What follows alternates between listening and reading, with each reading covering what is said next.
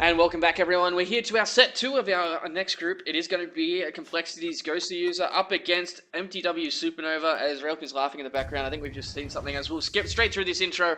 And we go down here, and we do have actually a proxy barracks. Flight UFO. It's actually blocking the SCV in, so we can't hit the SCV with the drones. That is brilliant. I love it. Yeah, a lot of the times you see this, it's actually like you get the bunker there, and it's hidden that early. But he is starting to target down. There we go. That SCV. The SCV needs to run away. No, he does get it. So Ghostly User getting a nice early lead.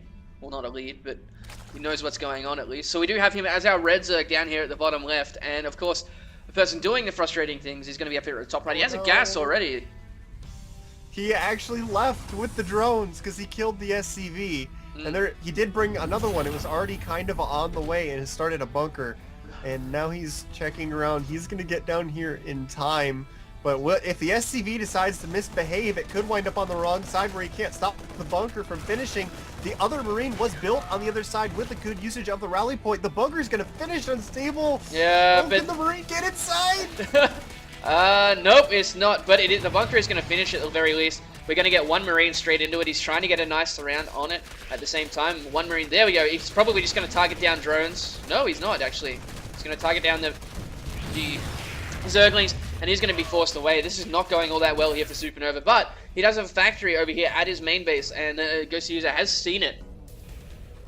So this is going to be interesting. He's going to lose his supply depot, but he's already made an extra one. He's got 2 more on the way, so it's not going to be the worst thing in the world for him.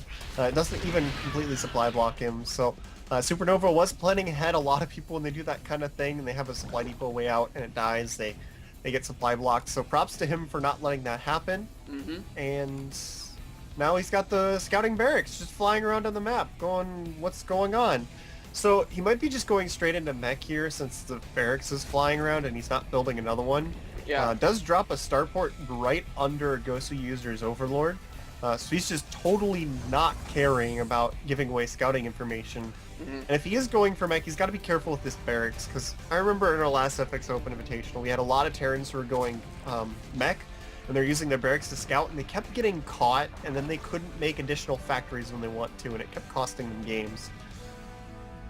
Yeah, very true. We do see the Roach Warren going down here by Ghostly User, so he's going to be able to deflect these Hellions that have come out. Remember, there's no reactor on here, but he does have this Overlord, and it's probably going to be a Viking straight away just to start be frustrating. Yeah, there we go. And that Viking will be able to dart around, but we do see Zerglings down here at the bottom of the ramp being frustrating and actually stopping the construction of this command center. But I was trying to get the SCV. No, it's not going to happen, especially without speed.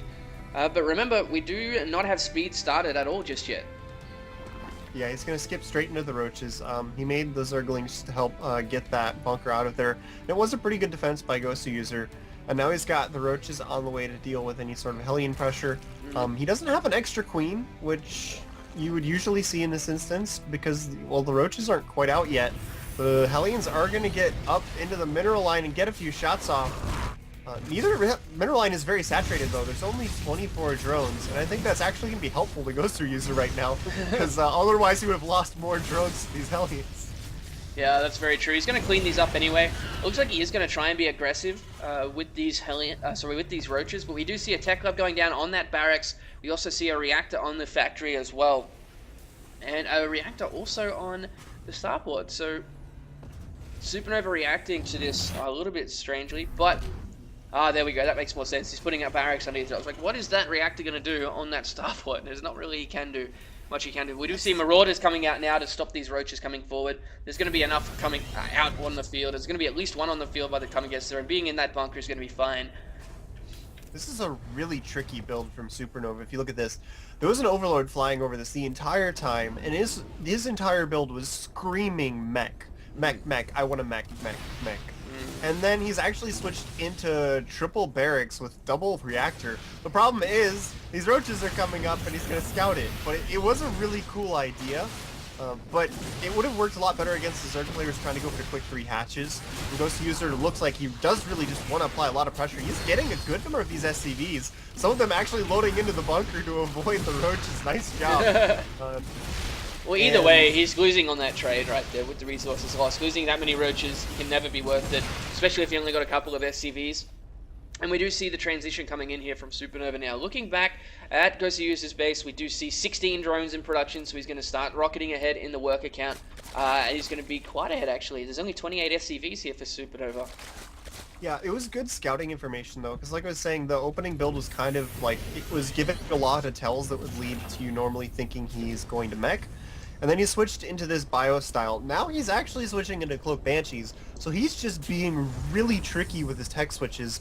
This is something that, Terrans are capable of doing, but you just don't see very often. His buildings are just constantly flying around, rearranging their add-ons. And he's, like, he made the single Viking with the starport, and then used it to build an add-on for the other buildings. Now it's landed on one of the tech labs, and there's Cloak on the way. So he did scout the triple barracks, and he's reacting to that, but that means he's not going to have much anti-air to deal with the Cloak Banshee. Supernova is just, like, playing with him right now. Well, he's still down in the worker count, remember. Ghost User is up in the drone count. He's now taking his third base. Oh, did he see it? No. No, he didn't. But either way, we do have a Banshee going, right? He actually lifted the starport off before Cloak could finish, so he did decide that he's not going to go into Cloak, and the Overseer's flying in, and these buildings are still switching around to add-ons. That's completely ridiculous. I can't keep track of it, and how the hell is Ghost User supposed to keep track of it if we can see it the entire time and we're having a difficult time with it? Like, this is really difficult to know what to expect from it. He's come in 3 different times and seen 3 very different add-on configurations. So this has got to be messing with Ghost User's head a little bit. Well, the Banshee's coming into the main now. He's going to get quite a few kills. Doesn't have Cloak, remember, but he is taking quite a bit of damage. He might actually die to this Queen if he's not careful. 14 HP. As we do see a lot of Roaches and Zerglings moving across the map. But remember, he did see the army size of Supernova, and we do not have Stim just yet. It's only like 30% of the way through. We've got more bunkers going down to try and defend against this. We do have this Banshee coming back at the same time. Lots of Banelings being morphed here. And since he does have Lair... I can't tell if this is a read that he thinks he's vulnerable, or it's frustration because he keeps scouting different builds from Supernova. Well, either way, it's going to work out quite well, especially with these Baneling numbers. They do have Baneling speed, remember, and the Banshee trying to do its best to help out, but the Baneling's not even really needing to explode at the moment. They are moving up into the main, and he's going to lose all these units. He's not going to be able to split at all here, and it looks like with all this mixing and matching, it's actually just going to kill him here because there's too much stuff in the main now. Yeah, that was really good by Ghost User because, like I was saying, it could have been a read that he was vulnerable just because he's switching around constantly, means he's just not making many units. But either way, it is working out pretty well. He's killing a good number of units. It looks like he will be cleaned up, but he's already killed 38 workers. If Supernova tries to fight this out, he's going to be extremely far behind. Yeah. Because these Roaches are still getting more and more kills. 43 workers down, 44. There's only a Banshee killing these Roaches, so they're going to kill even more. And we got Banelings following up here behind this as well. There is 3 bunkers, but it looks like he's just going to ignore them and run straight into the middle line and realize, oh, hang on, there's actually no SCVs anyway, as we do have Zerglings following up with this. There is absolutely no way that Supernova can really come back from this one now. He's got, what, a total of 9 SCVs compared to the 50.